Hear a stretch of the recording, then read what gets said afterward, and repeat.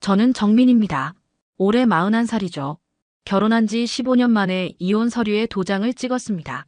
법원 복도를 걸어 나올 때 다리가 후들거렸어요. 15해라는 시간이 단 한 장의 종이로 끝나버렸다는 게 믿기지 않았습니다. 남편 도연은 40대 중반이에요. 건설회사 부장으로 일하면서 꽤 괜찮은 직장 생활을 해왔죠. 하지만 최근 몇 년간 그는 집에 거의 들어오지 않았어요. 돌아와도 저를 마주보지 않았고 말 한마디 건네지 않았습니다. 냉장고 문을 여는 소리, 현관문이 닫히는 소리만으로 그의 존재를 확인하는 날들이 이어졌어요. 처음엔 회사 일이 바쁜가 보다 싶었습니다. 승진을 앞두고 있다는 말을 들은 적도 있었으니까요. 그런데 시간이 지나면서 이상하다는 생각이 들기 시작했어요. 그는 점점 더 저를 피했고 눈빛은 싸늘해졌습니다. 제 안부를 묻지도 않았고 아들 이야기를 꺼내도 무덤덤했어요. 어느 날 문득 확신했습니다. 아, 이 사람에게 다른 여자가 생긴 거구나. 그렇지 않고서야 이렇게까지 냉정할 수가 있을까요? 저는 울면서 따져 물었어요. 도연은 아무 말도 하지 않다가 마침내 입을 열었습니다. 이혼하자. 그 한마디였어요. 이유도 설명도 없었습니다. 저는 항변했지만 소용없었어요. 그는 이미 모든 걸 정리한 상태였고 변호사를 통해 서류를 보내왔습니다. 결국 저는 도장을 찍을 수밖에 없었어요. 싸울 힘도 붙잡을 이유도 없었으니까요. 마지막 날 도연은 거실에 서서 저를 내려다봤습니다. 그의 표정엔 아무것도 없었어요. 그저 피곤해 보일 뿐이었습니다. 그는 바닥에 낡은 검은색 가방 하나를 던지듯 내려놓았어요. 이제 내 인생 살아. 그 말을 남기고 현관문을 나섰습니다. 뒤도 돌아보지 않았어요. 저는 그 자리에 주저앉아 한참을 울었습니다. 눈물이 마를 때쯤 거실 한가운데 놓인 가방이 눈에 들어왔어요. 먼지가 쌓인 듯 낡고 오래된 가방이었습니다. 이혼 선물이라도 되는 거야? 저는 비웃듯 중얼거렸어요. 그걸 열어볼 생각도 없었습니다. 꼴도 보기 싫어서 구석 장롱 안 깊숙이 처박아 두었어요. 다시는 꺼내지 않을 거라 생각했습니다. 그렇게 석 달이 흘렀습니다. 저는 혼자가 된 집에서 매일 멍하니 시간을 보냈어요. 아들은 학교에 있는 시간이 많았고 저는 텅 빈 아파트에서 혼자였습니다. 가끔 친구들이 전화를 걸어왔지만 받고 싶지 않았어요. 그저 조용히 아무 생각 없이 하루하루를 견뎠습니다. 아침에 일어나면 커피를 마시고 점심은 대충 때우고 저녁엔 텔레비전을 켜놓은 채 소파에 앉아 있었죠. 무엇을 보는지도 모른 채 그냥 시간이 지나가길 기다렸어요. 어느 날 저녁이었어요. 장롱 정리를 하다가 문득 그 가방이 눈에 들어왔습니다. 먼지가 소복이 쌓인 채 구석에 처박혀 있었죠. 왜 그랬는지 모르겠어요. 갑자기 그게 궁금해졌습니다. 도대체 뭐가 들어있길래 마지막에 저한테 이걸 남긴 걸까요? 그동안 열어볼 생각조차 하지 않았는데 그날따라 이상하게 신경이 쓰였어요. 손을 뻗어 가방을 꺼냈어요. 생각보다 무거웠습니다. 지퍼를 여는 순간 오래된 냄새가 코끝을 스쳤어요. 곰팡이 냄새와 묵은 종이 냄새가 섞인 듯한 느낌이었죠. 가방 안에는 낡은 사진 몇 장이 있었습니다. 우리가 신혼 때 찍은 사진이었죠. 바닷가에서 웃고 있는 도연과 제 모습이 낯설게 느껴졌어요. 언제 이렇게 행복했었나 싶었습니다. 사진 속 우리는 정말 행복해 보였거든요. 그 밑에는 오래된 노트가 하나 있었어요. 펼쳐보니 도연의 필체로 빼곡히 적힌 메모들이었습니다. 날짜와 금액, 그리고 무언가를 계산한 흔적들이 가득했어요. 2천만 원, 3천만 원, 500만 원. 숫자들이 끝없이 이어졌습니다. 무슨 내용인지 정확히는 알 수 없었지만 뭔가 심상치 않았어요. 도연이 이렇게 꼼꼼히 기록을 남길 사람이 아니었거든요. 그리고 가장 밑바닥에 두툼한 봉투 하나가 있었어요. 저는 손을 떨며 봉투를 열었습니다. 안에는 여러 장의 서류가 들어있었어요. 전 재산 정리 내역서, 대출 상환 증명서, 그리고 편지 한 장이었습니다. 서류들을 훑어보는데 손이 자꾸 떨렸어요. 편지 첫 문장을 읽는 순간 숨이 멎는 것 같았어요. 정민아, 너만은 이 사실을 몰랐으면 했다. 손이 떨렸습니다. 심장이 미친 듯이 뛰었어요. 편지를 계속 읽어 내려갔습니다. 한 글자 한 글자가 칼날처럼 제 가슴을 찔렀어요. 글씨가 흐려져 보였지만 억지로 눈을 부릅뜨고 읽었습니다. 지난 10년 나는 내 아버지 회사의 빚을 대신 갚고 있었다. 무슨 소리인지 이해가 안 됐어요. 아버지는 오래전에 돌아가셨습니다. 작은 건설 자재 회사를 운영하셨지만 큰 빚은 없다고 들었어요. 그런데 도연이 빚을 갚았다고요? 제가 모르는 사이에 이런 일이 있었다니 믿기지 않았습니다. 내 아버지가 남긴 채무를 막기 위해 내 명의로 대출을 받았고 그 빚을 갚느라 우리 결혼은 무너졌다. 눈앞이 캄캄해졌습니다. 편지를 쥔 손에 힘이 들어갔어요. 종이가 구겨졌지만 신경 쓸 겨를이 없었습니다. 눈물이 주르륵 흘러내렸어요. 바닥에 떨어진 눈물 자국이 편지 위로 번졌습니다. 그럼 내가 원망했던 게 다 오해였던 거야? 저는 그동안 도연을 얼마나 미워했던가요? 다른 여자가 생겼다고, 저를 사랑하지 않는다고, 무책임한 남자라고 생각했어요. 하지만 진실은 정반대였습니다. 그는 저를 위해 모든 걸 짊어지고 있었던 거예요. 혼자서 말이죠. 편지를 읽고 또 읽었습니다. 몇 번을 읽어도 믿기지 않았어요. 아버지가 돌아가신 후 어머니는 빚은 없다고 말씀하셨습니다. 저는 그 말을 그대로 믿었죠. 하지만 실상은 달랐던 거예요. 아버지 회사가 부도 직전까지 갔고 연대보증을 섰던 사람들이 줄줄이 파산했다는 사실을 도연은 알고 있었습니다. 그리고 그 빚이 결국 저희 가족에게로 넘어올 수밖에 없다는 것도요. 도연은 그걸 막기 위해 자신의 명의로 대출을 받았습니다. 아버지 회사 채권자들을 일일이 찾아다니며 빚을 갚았어요. 2억 원이 넘는 돈이었습니다. 편지에는 그 과정이 상세히 적혀 있었어요. 어떤 은행에서 얼마를 빌렸고 어떤 사람에게 얼마를 갚았는지 하나하나 기록되어 있었습니다. 너와 내 어머니가 이 사실을 알면 평생 죄책감에 시달릴 것 같았어. 그래서 아무 말도 하지 않았다. 눈물이 멈추지 않았어요. 저는 바닥에 주저앉아 울고 또 울었습니다. 도연이 왜 그렇게 변했는지 이제야 알 것 같았어요. 집에 들어오지 않았던 건 야근 때문이 아니었습니다. 부업을 뛰고 있었던 거예요. 주말에도 공사장에 나가 일용직으로 일했고 밤에는 대리운전을 했습니다. 그렇게 벌어들인 돈을 모두 빚 갚는 데 쏟아부었던 거죠. 제가 새 옷을 사자고 하면 그는 나중에라고 말했어요. 외식을 하자고 하면 집밥이 더 맛있다며 돌려댔습니다. 여행을 가자는 제 말에는 일이 바빠서라며 피했죠. 저는 그런 도연이 야속했어요. 가족보다 일이 더 중요한 사람이라고 생각했습니다.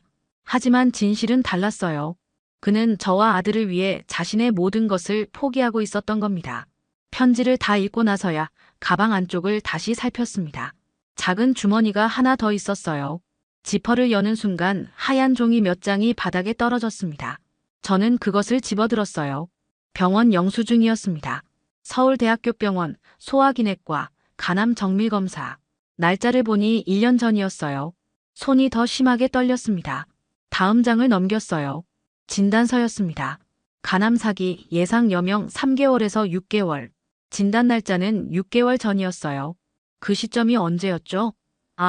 도연이 집에 거의 들어오지 않기 시작했던 때였습니다. 그래서 나를 밀어낸 거야? 목소리가 떨렸어요. 저는 진단서를 꽉 움켜쥐었습니다. 도연은 자신이 죽는다는 걸 알았어요. 그래서 저를 떠나보낸 겁니다. 제가 그를 간호하느라 고생하지 않도록, 죽어가는 모습을 보지 않도록 일부러 냉정하게 굴었던 거예요. 이혼까지 해가면서 말이죠. 저는 가방을 뒤졌습니다. 뭔가 더 있을 것 같았어요. 가방 밑창을 만지다가 작은 USB 하나를 발견했습니다. 황급히 노트북을 켜서 USB를 꽂았어요. 폴더 하나가 떴고 그 안에 동영상 파일이 하나 있었습니다. 파일명은 정민에게였어요. 떨리는 손으로 재생 버튼을 눌렀습니다. 화면에 도연이 나타났어요. 병실 침대에 앉아있는 그의 모습이었습니다. 얼굴은 많이 야위었지만 그는 웃고 있었어요. 정민아. 그의 목소리를 듣는 순간 눈물이 터져나왔습니다. 화면 속 도연은 카메라를 보며 천천히 말을 이어갔어요. 이 영상을 보고 있다면 아마 난 이미 없을 거야. 미안해. 내가 이 진실을 알게 될 줄은 몰랐어. 도연은 화면 속에서 잠시 말을 멈췄습니다. 심호흡을 하는 모습이 보였어요. 그러고는 다시 입을 열었습니다. 너한테 말하지 않은 건 비겁한 짓이었을지도 몰라.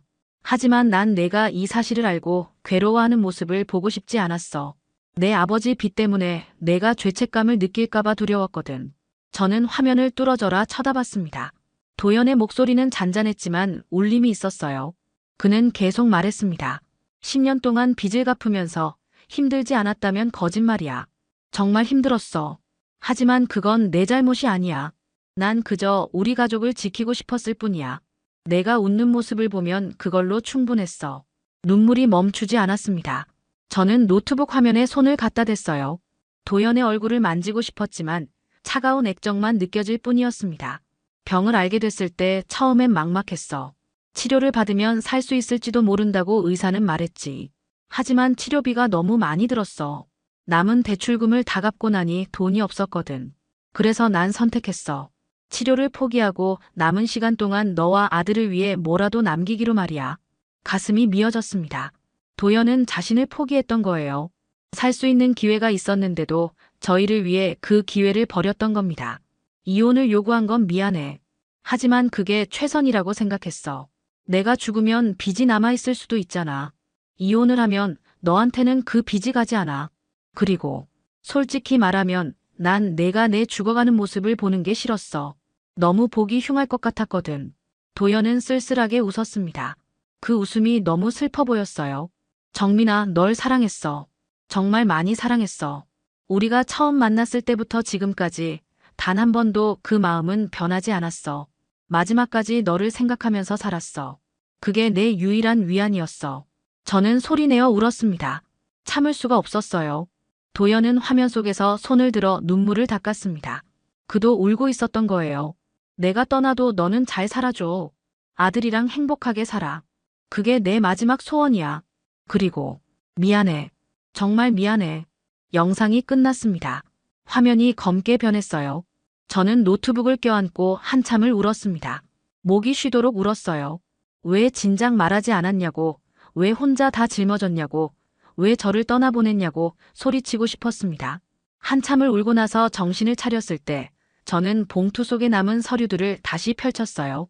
전 재산정리 내역서에는 도연의 통장 잔액이 적혀 있었습니다. 800만 원. 그게 전부였어요. 15년 결혼 생활 동안 그가 남긴 전 재산이 겨우 800만 원이었습니다. 하지만 서류 맨 밑에 다른 종이가 하나 더 있었어요. 보험금 수령 안내서였습니다. 도연은 생명보험에 가입되어 있었고 수령자는 아들로 되어 있었어요. 보험금은 2억 원이었습니다. 도연은 마지막까지 우리를 생각했던 거예요. 종이를 내려놓고 다시 한번 편지를 펼쳤습니다. 편지 마지막 문장이 눈에 들어왔어요. 다음 생에는 꼭 다시 만나자. 그때는 내가 더 잘할게. 사랑해, 정민아. 이제야 진심을 알게 되다니. 저는 중얼거렸습니다. 너무 늦게 알아버렸어요. 도연이 얼마나 저를 사랑했는지, 얼마나 우리 가족을 위해 희생했는지 이제야 깨달았습니다. 다음 날 아침, 저는 편지 속에 적힌 주소를 들고 집을 나섰습니다. 병원 주소였어요. 서울대학교 병원 소화기내과. 도연이 마지막으로 입원해 있던 곳이었습니다. 택시를 타고 가는 내내 가슴이 두근거렸어요. 혹시 도연을 만날 수 있지 않을까 하는 헛된 기대를 했습니다. 영상을 찍은 게 언제인지 정확히 알 수 없었으니까요. 병원에 도착해서 안내 데스크로 갔습니다. 손이 떨려서 제대로 말을 잇기 힘들었어요. 입원 환자 정보를 알고 싶은데요. 김도현이라는 분인데. 안내 직원은 컴퓨터를 확인하더니 고개를 들었습니다. 그 표정을 보는 순간 알았어요. 안 좋은 소식이라는 걸요. 가족분이세요? 네. 아내입니다. 거짓말이었죠. 이미 이혼한 사이니까요. 하지만 그렇게 말할 수밖에 없었어요. 잠시만 기다려주세요. 직원은 어디론가 전화를 걸었습니다. 잠시 후 간호사 한 분이 내려왔어요. 40대쯤 되어 보이는 여자 간호사였습니다. 그는 저를 보더니 조심스럽게 입을 열었어요. 환자분 보호자시죠? 이쪽으로 오시겠어요? 간호사를 따라 복도를 걸었습니다. 발걸음이 무거웠어요. 간호사는 상담실로 저를 안내했습니다. 문을 닫고 마주 앉았을 때 그가 말했어요. 김도연 환자분 말씀이시죠? 죄송하지만 그분은 어제 새벽에 돌아가셨습니다.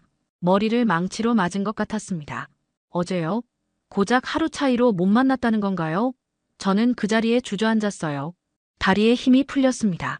어제 새벽에요? 네. 새벽 4시쯤이었습니다. 마지막까지 의식은 있으셨어요.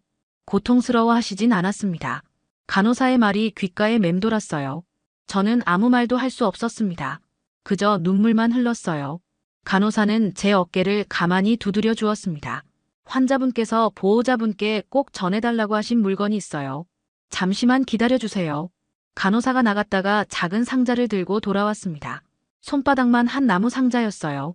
간호사는 그것을 제 손에 쥐어주었습니다. 마지막 날 환자분이 이걸 꼭 전해달라고 하셨어요.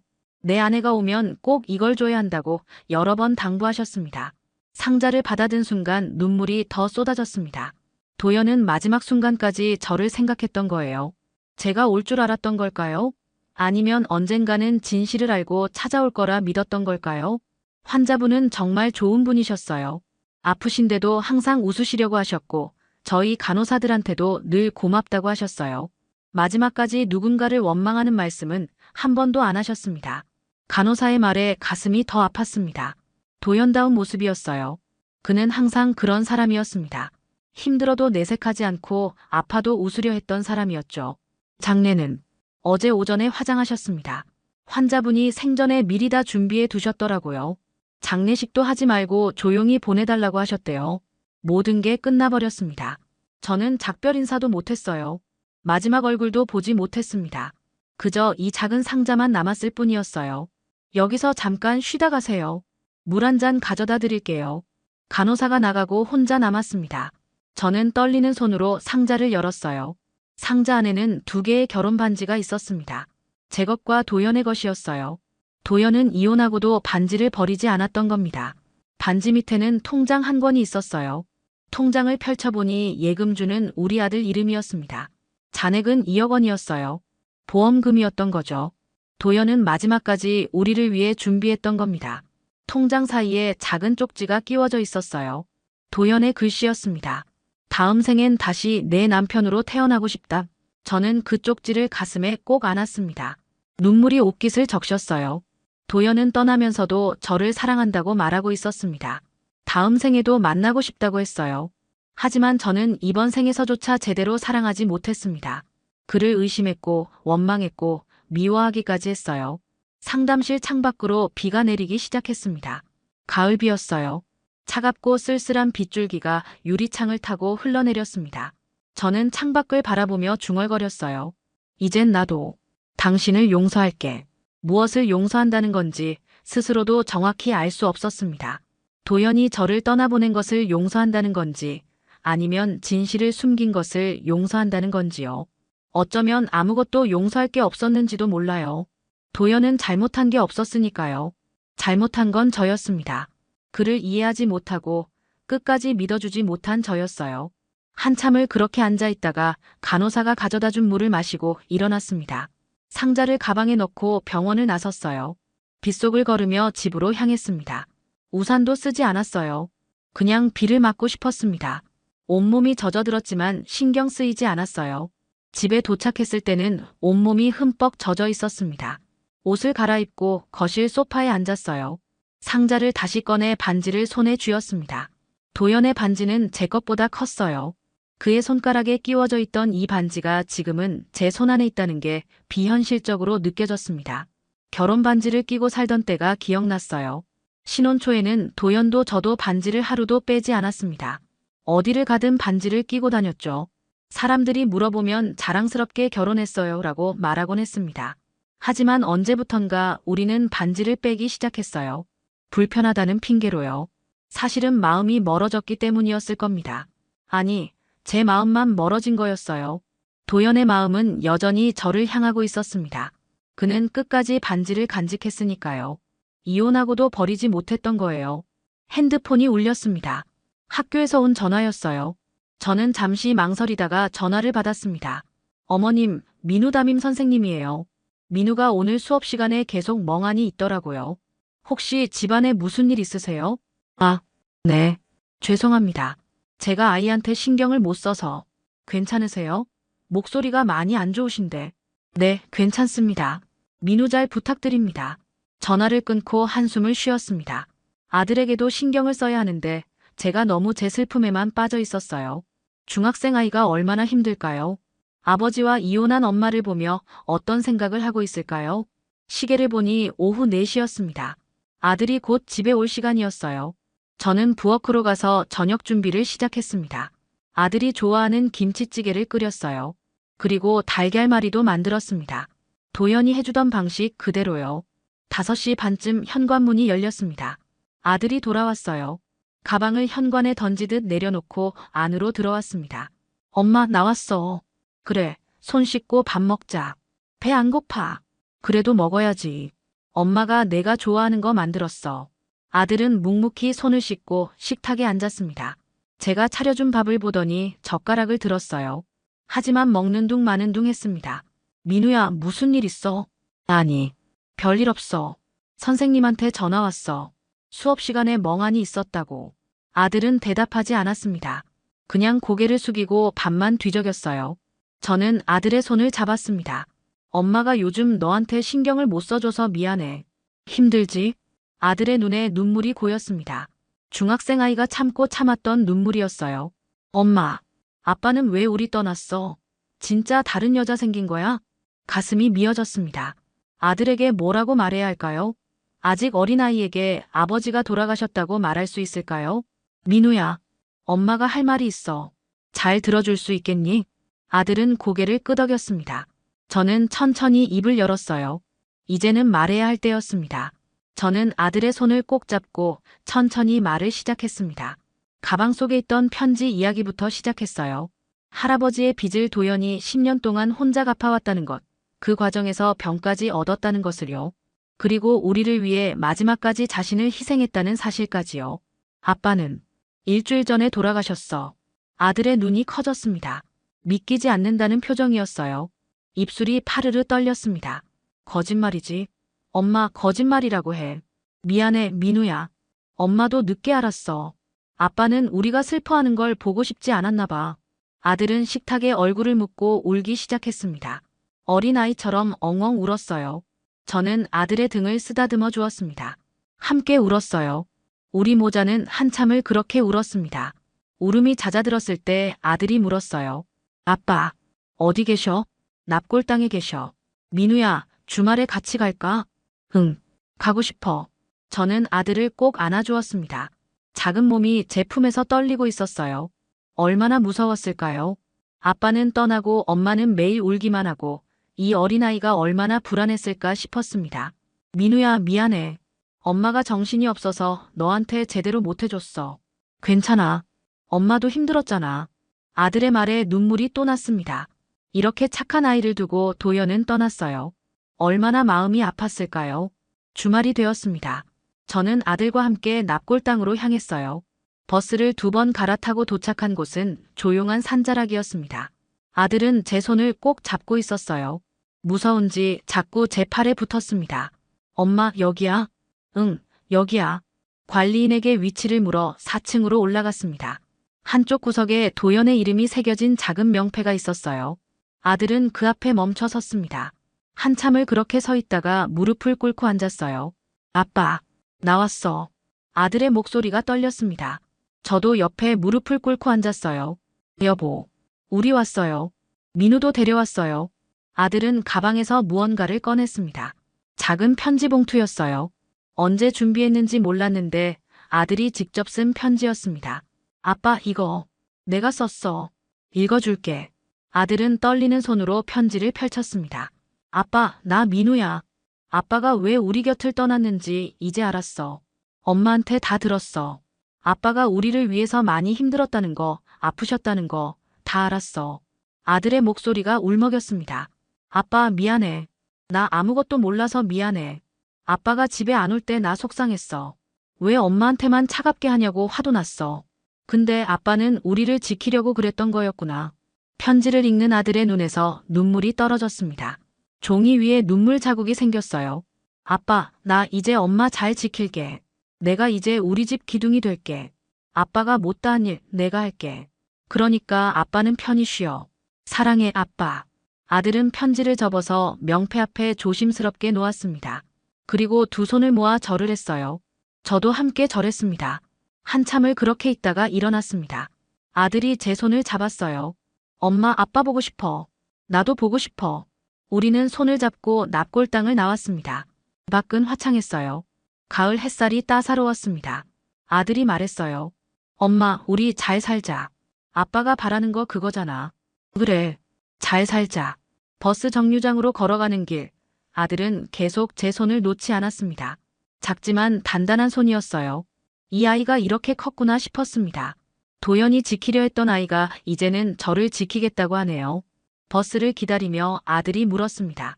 엄마, 아빠 기일 되면 매년 같이 오자. 그럼 당연하지.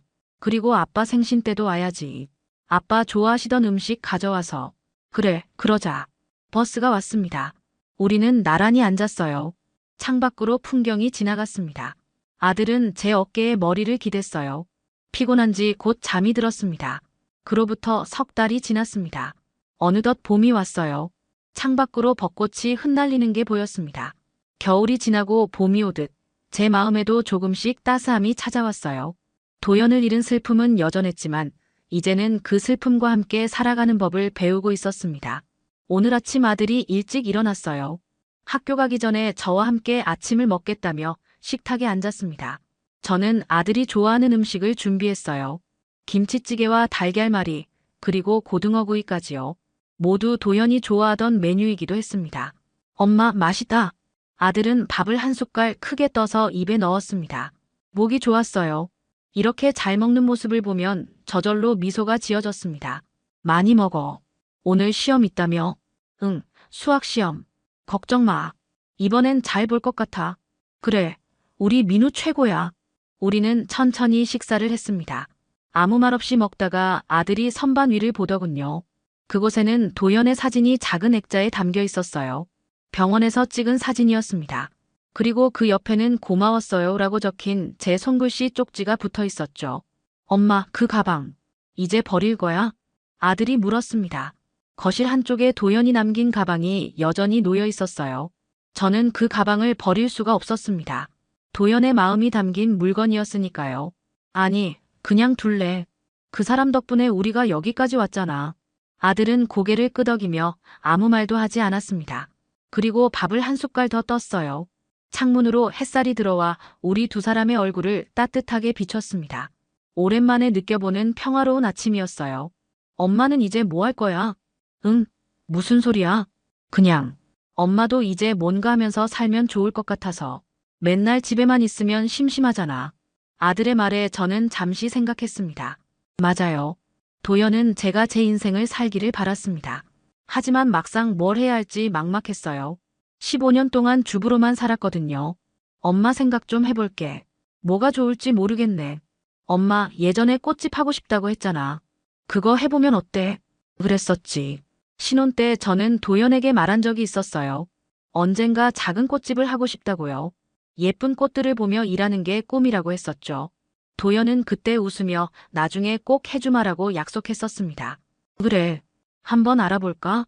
응, 나도 주말에 도와줄게. 식사를 마치고 설거지를 하는데 아들이 다가왔습니다. 제 옆에 서서 함께 설거지를 도와주었어요. 예전에는 이런 적이 없었는데 요즘은 자주 도와줬습니다. 아들이 많이 성숙해진 게 느껴졌어요. 엄마, 오늘도 웃어야 돼. 알았지? 그래, 알았어. 아빠가 하늘에서 보고 계실 거야. 엄마가 우는 거 보면 슬퍼하실 거야. 가슴이 뭉클했습니다. 아들이 이렇게 의젓하게 컸구나 싶었어요. 도연이 봤다면 정말 자랑스러워했을 겁니다. 설거지를 다 하고 아들은 학교에 갔습니다. 저는 혼자 거실에 앉아 커피를 마셨어요. 따뜻한 커피 향이 집안에 퍼졌습니다. 문득 선반 위 도연의 사진이 눈에 들어왔습니다. 사진 속 도연은 웃고 있었어요. 힘들었을 텐데도 카메라 앞에서 웃음을 지었던 겁니다. 마지막까지 우리를 걱정하면서요. 저는 마음속으로 조용히 속삭였습니다. 이제 괜찮아요. 당신이 지켜준 아들과 나 잘 살고 있어요. 민우는 훌륭하게 자라고 있어요. 당신 닮아서 착하고 의젓해요. 걱정하지 마세요. 우리 잘 살 거예요. 당신이 바라던 대로요. 햇살이 더 따뜻하게 느껴졌습니다. 봄바람이 창문 틈으로 살짝 들어왔어요. 도연의 사진 옆 쪽지가 바람에 살랑거렸습니다. 고마웠어요라는 글씨가 빗속에서 반짝였어요. 그가 떠난 자리에 남은 건 슬픔이 아니라 가족의 온기였습니다. 도연은 우리에게 사랑을 남겼어요. 희생과 헌신으로 지켜낸 가족이라는 이름을요. 이제 저는 그 사랑을 기억하며 살아갈 겁니다.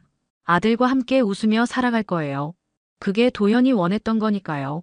저는 왼손 약지에 반지를 쓰다듬었습니다. 반지가 햇빛에 반짝였어요. 마치 도연이 미소 짓는 것처럼 느껴졌습니다. 오른손에 낀 도연의 반지도 함께 빛났어요. 당신 사랑했어요. 정말 많이요. 창밖으로 벚꽃잎이 흩날렸습니다. 봄이 왔어요. 새로운 시작의 계절이었습니다. 저도 이제 새롭게 시작할 거예요. 도연이 지켜준 이 삶을 아들과 함께 소중히 살아갈 겁니다.